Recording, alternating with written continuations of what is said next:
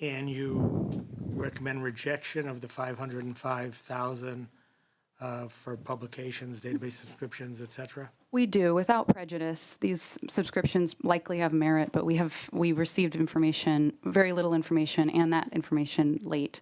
From whom would you get information? From the administration and the California State Library. There just wasn't supporting documentation in order for us to evaluate this proposal. Why not? Administration or library? I think we've provided, information. I think that we probably haven't provided the type of analysis I think that the LAO wants. So what we provided to the LAO and to your staff was the subscriptions that would be purchased and the cost of those subscriptions. And I think that our response would be that that was not enough information for us to determine whether this was a worthy proposal, and that there was not information about how these subscriptions were paid for previously, the total funding for these subscriptions, why these subscriptions were chosen over others, things of that nature that would usually be provided in something that we call a budget change proposal that a department will submit to the administration for the legislature to analyze. Just basic information, essentially.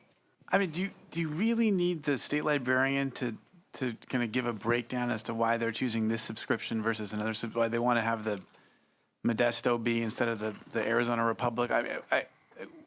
What level of minutia do we typically get into when it comes to individual agency procurement decision making? It says the level of detail for the LAO, yes. Paul Golozewski with the LAO. I think the key piece of information we were missing is the administration, when they sent the proposal to the legislature, mentioned that there had been some sort of survey of how often these databases are being utilized, which would be pretty important information, because if they're not being utilized, then you might not want to increase funding for them. But we never received information on utilization. I think that was the really key piece of information that we were missing. Senator Ellen? Okay, do you understand this request? And Mr. Librarian, are you involved in this back and forth? I'm involved in this discussion, yeah. Okay. I mean, I understand what they're asking for, and I was under the impression that we'd provided them with the various databases that we provide, the scholarly journals, everything that we've just discussed, particularly the ones that are coming due here within the next 3 months. Yeah, I mean, it seems to me. Yeah, I'm kind of with you, but I mean, I get what the legislative analyst is saying. Senator Ellen? Well, I mean, it seems to me that the California State Library, there is a reason for having a California State Library. There's a reason for having an official state historical society. That's what the CHS is. I understand we're saying it's precedent setting, but according to my report here, it's the state's official historical society. It seems a modest request given it's not as though we're asking for these subscriptions to be provided to every library in the state. There's a single place that serves as the kind of the closest thing that we have to a Library of Congress here in the state of California, and it's important for scholars and researchers and students and citizens with interest in all of these things to have access in a place here in the state. And so I would urge the librarian to engage the LAO with their reasonable requests. I would also kind of hope that the requests would be truly reasonable and not engage in kind of the level of minutia that I thought I heard justifying one subscription decision versus another, which would seem to me to be not a great use of our time. Thank you, Senator. I'm more than happy to do that. Okay, let's hear from the LAO again.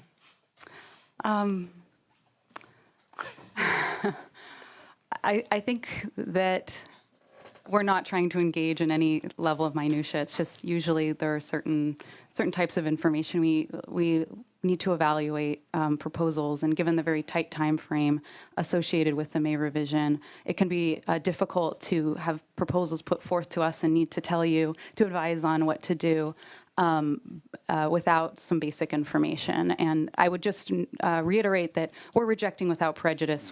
This is not any sort of judgment on the merit of this proposal. It's more of just letting you know that we can't give you a recommendation to approve it. And that makes total sense to me. And I will say to the folks in the administration, I think part of what you're hearing is that it's such a kind of a typical jam job move from the administration with, budget requests that come very last minute and don't always involve a lot of justification. It's nothing specific to the library. It seems kind of the way things happen here. Any further comment by any of the members of the panel? Any further questions or comments by members of the committee? With that, then I will thank and excuse this panel and invite up public commenters on items 1 or 2. Thank you, Mr. Chair. Thank you, sir. Under issue 1, California State Library, items 1 or 2. Thank you, Mr. Chair and members. Christina DeCaro representing the California Library Association, and we just want to thank you for the staff recommendation for the California Library Services Act. It's a modest amount of money, but it will do so good for so many libraries, and so we are fully supportive of the reporting language that you've included there. Thank you again for your leadership. The Senate takes the lead once again on shoring up the library funds in the budget, so thank you very much. Thank you. Next speaker. Mr. Chairman and members, Tony Gonzalez representing the California Historical Society. I'd like to thank the members of the committee and strongly urge support for the staff recommendation, and I'm available for any questions you may have. Thank you. Next speaker. No. I mean, you're allowed. Wait till they're all done. And if you have any questions, you can. Well, he was at the microphone. Next speaker. Hi, good afternoon. Karen Lang on behalf of Mayor Edwin Lee at the City and County of San Francisco. They have the U.S. Mint there, which actually shares stone with the state capitol, and they are working with the California Historical Society to try and figure out if there's a way to put some of the materials that were referenced in the staff discussion at perhaps the U.S. Mint. And so they would strongly support the staff recommendation for the $1 million. They think that they could put that to good use to house many of California's historical documents. Thank you. Thank you. Okay, before we move to a vote, Vice Chair Morlock has a question. Well, maybe Mr. Gonzalez could come back up. Mr. And Gonzalez? Just in, I'm sorry, this is a small item, but it's sort of new. And I am a member of the Historical Society, and I try to get their publications when they mail them to me. Oh, fantastic. This kind of comes as a surprise. You're one nonprofit out of many. Every county has a historical society and yada, yada. So what's the background? Well, thank you, Senator Morlock. The California Historical Society was established in statute as the State's Historical Society in 1979. A bill by Senator Mills, signed by Governor then Jerry Brown. We've been in existence since 1871 as a nonprofit, have gone through various iterations.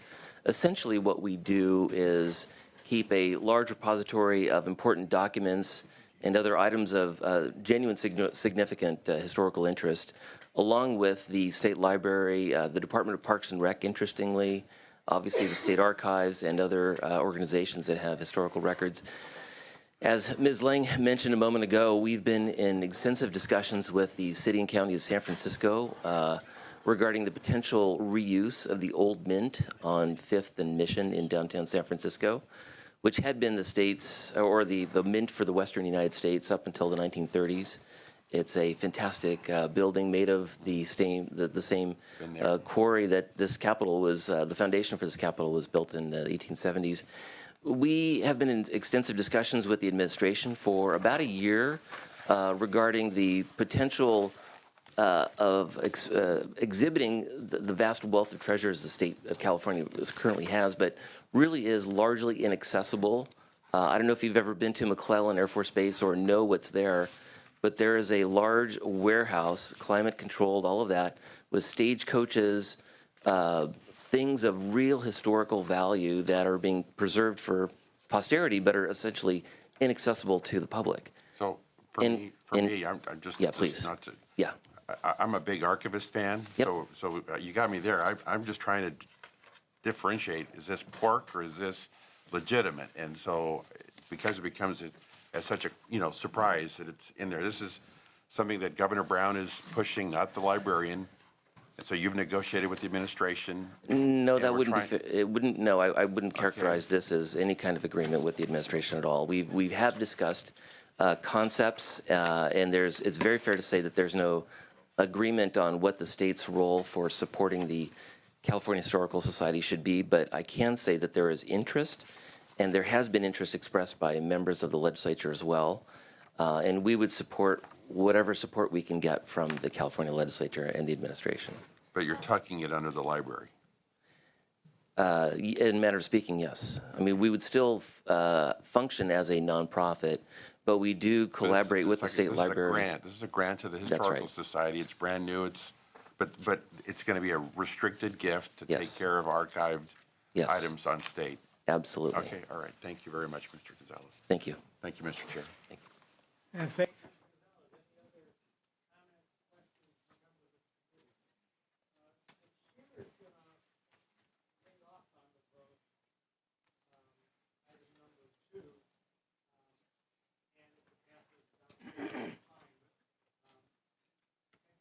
information coming from the librarian and the administration to the LAO for the LAO's review.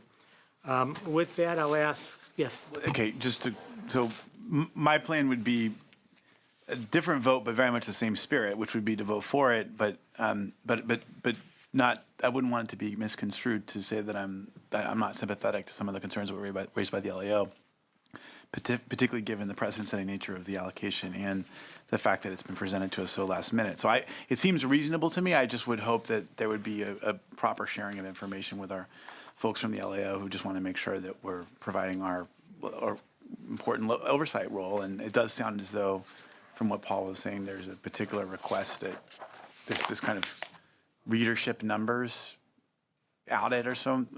Is this something they've actually done internally within the? Do you want to hear from Paul again? We can bring him back up. Paul?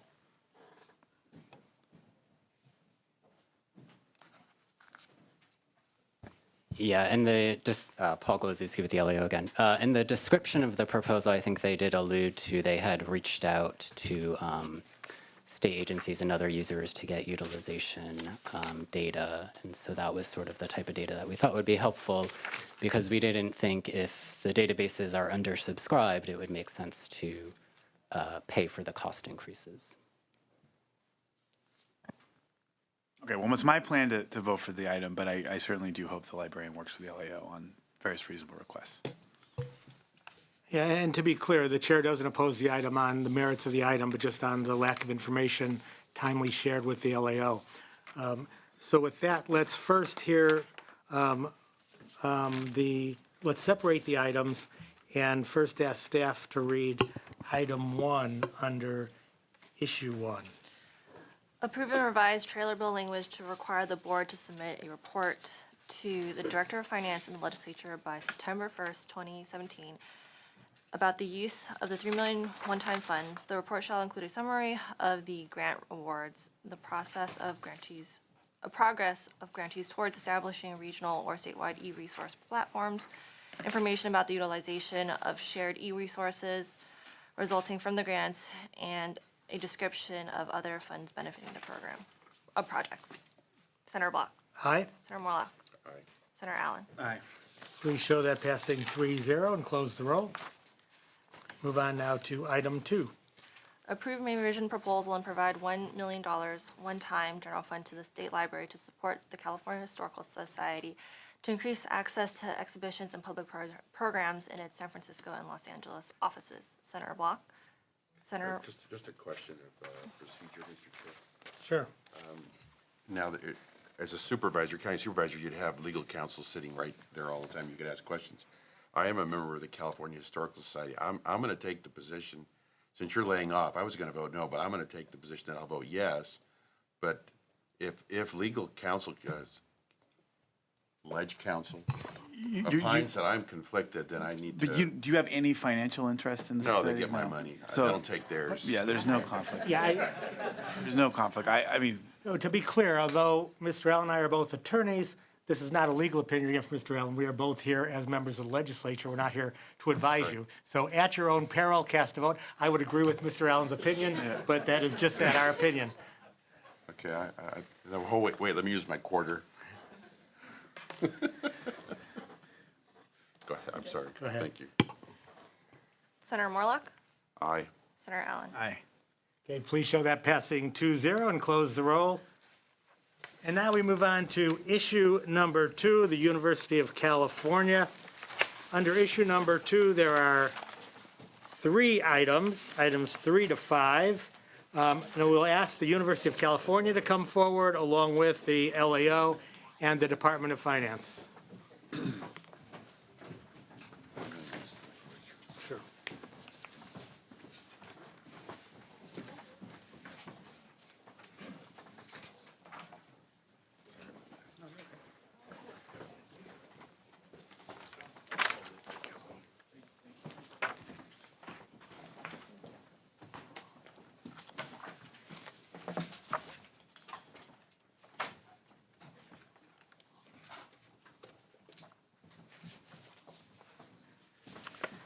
Okay, we will begin with item number 3 on UC funding. Who do you want to start with? Okay, let's begin with the LAO. Jason Constanturos, LAO. Before I start on item number 3, I just want to clarify what we just distributed. It's our handout regarding the governor's May revision proposals. It provides some background as well as presents our recommendation on each item. It doesn't closely align with the agenda today, so I won't refer to it. I know you have a number of packets, so I'll spare you having to flip through different packets. But it's there for your convenience if you'd like to use it as a reference at any point. So let's start with item 3. This is a governor's January proposal. It was to provide an ongoing increase to UC's base funding of $125.4 million. The funding is unallocated, giving UC discretion to set its priorities for the funding. But as a condition of receiving the funding, UC would be required to adopt a plan that over the next 3 years sets targets for certain performance metrics, as well as develops an expenditure plan under revenue assumptions provided by the Department of Finance. You've heard this proposal before. We've recommended in the past that you take a different approach with funding UC by setting your priorities for the university system through the budget process.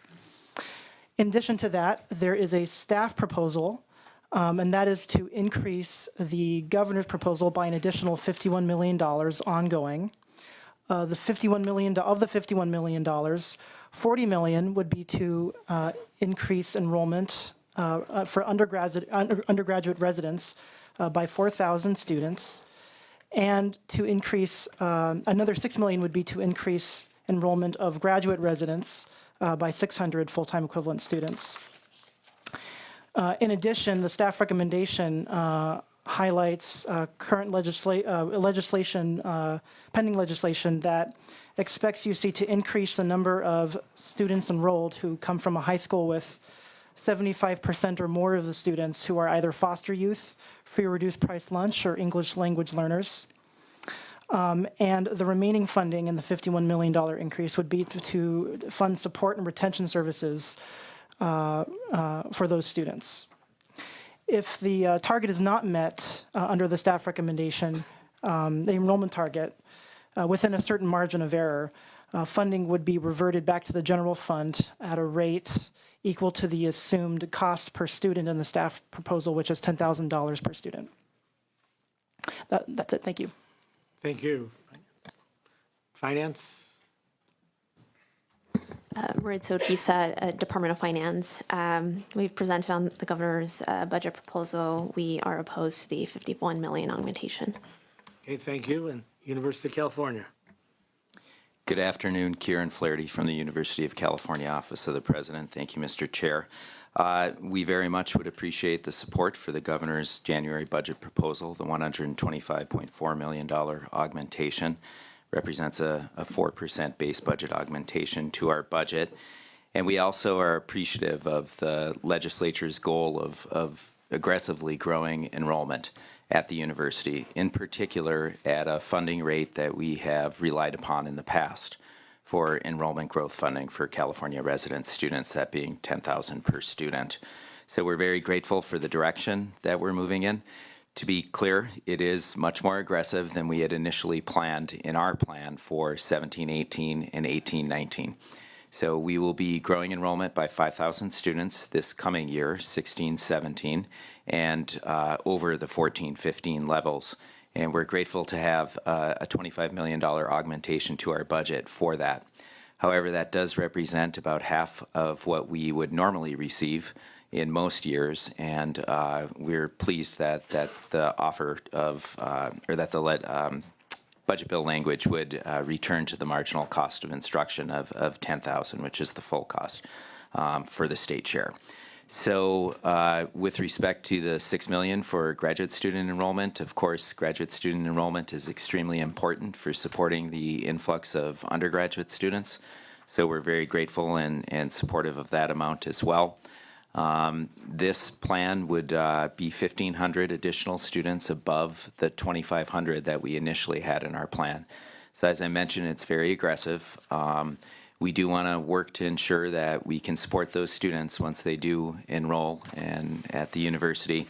And we're very appreciative as well that this plan does not provide unfunded mandate with respect to a policy bill, SB 1050, because resources are needed to achieve those types of things, and we really appreciate the legislature's acknowledgement of that. So we hope to continue to work with you as we move forward to make sure that we hit this aggressive target and continue to talk about what the exactly right number for undergraduate enrollment in 17-18 will be.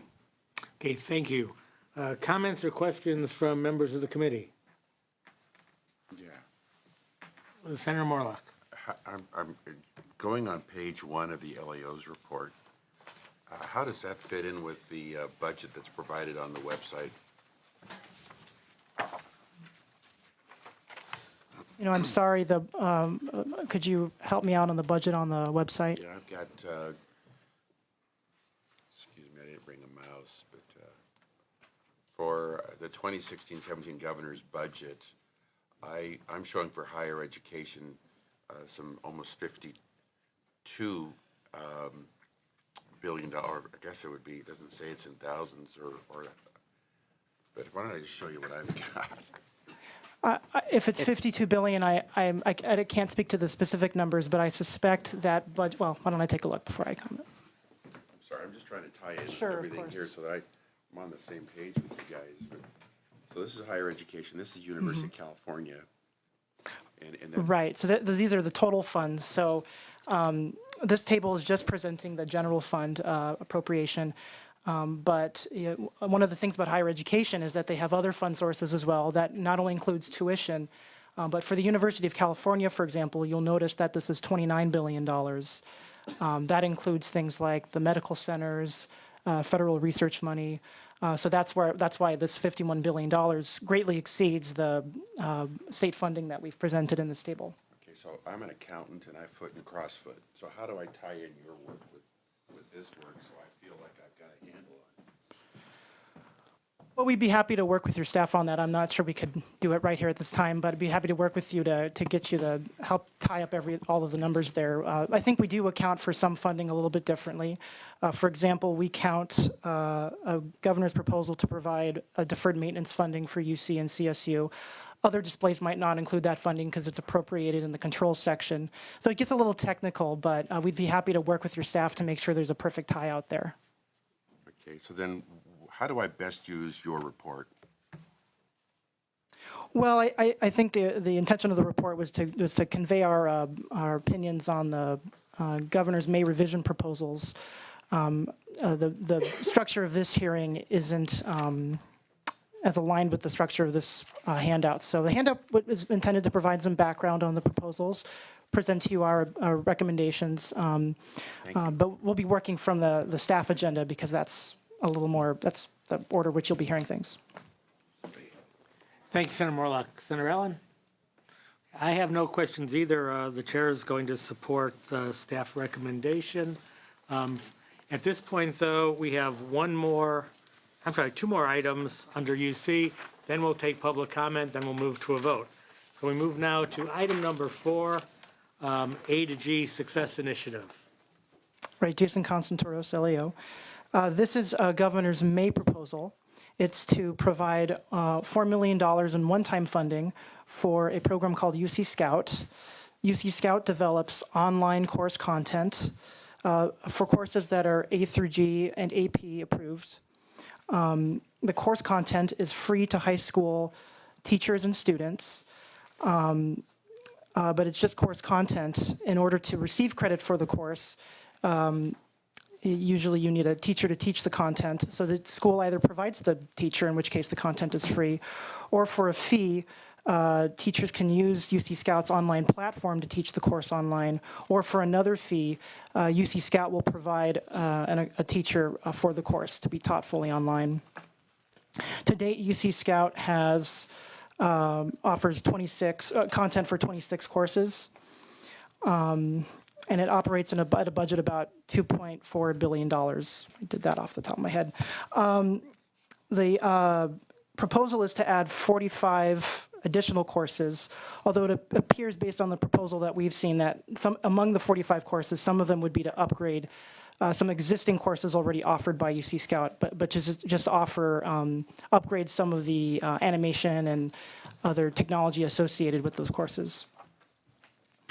At this time, we don't take issue necessarily with the overarching goal of the program, which seems to be to offer distance learning to students for courses that are college preparatory and advanced placement. At this time, we are recommending rejection without prejudice for well, just because I think there are some pending questions we still have about the proposal. We haven't seen a full analysis on how much unmet demand we're satisfying with these 45 courses. We haven't seen an analysis that demonstrates the extent to which other online providers also are meeting this unmet demand.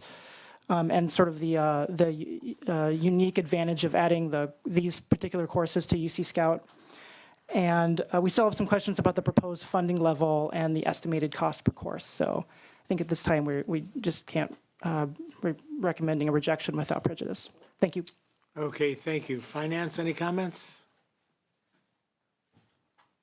Maritza Urquiza, Department of Finance. I'll just give a little bit of context. Completion of A through G subject requirements is an important component of eligibility to the public universities. However, completion of these requirements remains uneven across the state. Department of Education data reveals that statewide only 42% of high school graduates complete the courses necessary for admissions to UC and CSU. And in one county, the percentage of those graduates meeting the requirements is as low as 10%.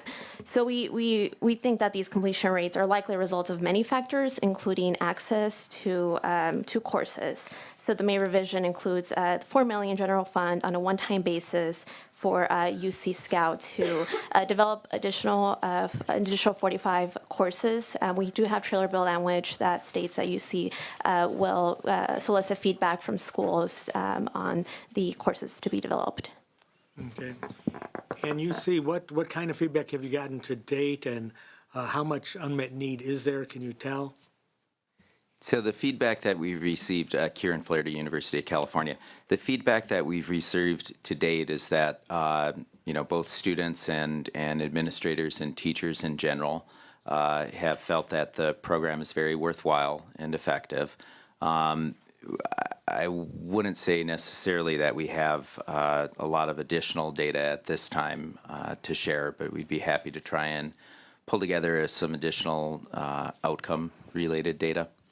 We have 13,800 students that have taken courses through the Scout program. Okay. Anything else you see? Just available to respond to any questions you might have. Okay, thank you. Questions or comments, colleagues? No, there's no charts, so leave it alone. Okay, seeing none, we'll move on to the fifth and final item in issue 2 under the University of California. This item is Firearms Violence Research Center. Let's hear from the LEO.